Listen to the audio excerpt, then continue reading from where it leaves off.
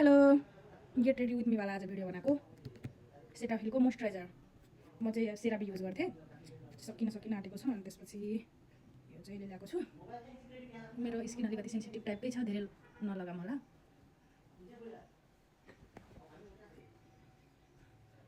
घरको काम गर्दा गर्दा ढिलो भइसक्यो कतिखेर पसल पुग्नु थाहा छैन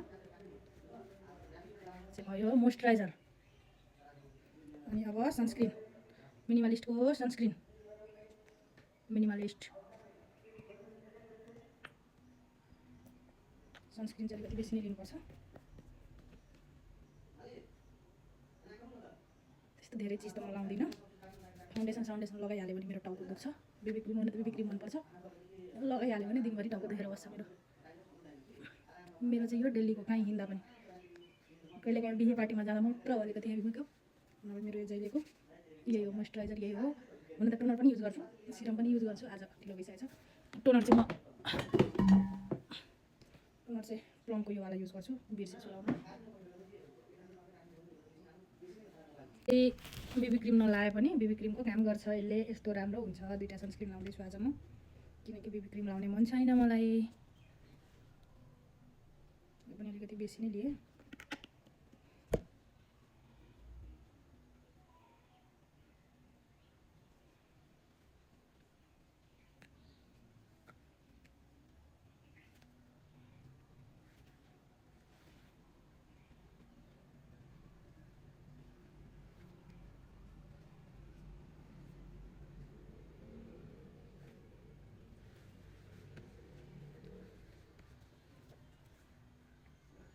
मोइस्चराइजर सनस्क्रिनहरु लगाइसकेँ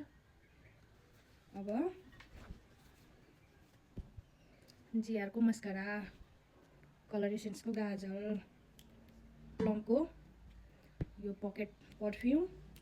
लिपस्टिक चाहिँ लाउँदिनँ बेबी पिङ्क लाउँछु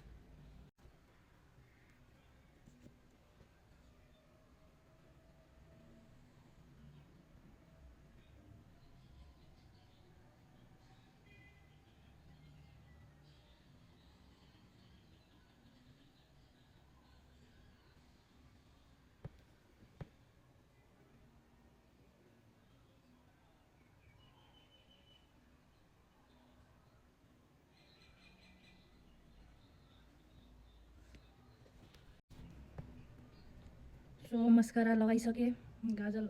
लाउँदिनँ अब लिपस्टिक लाउँदिनँ लिपस्टिक हेभी लाग्छ मलाई बेबी पिङ्क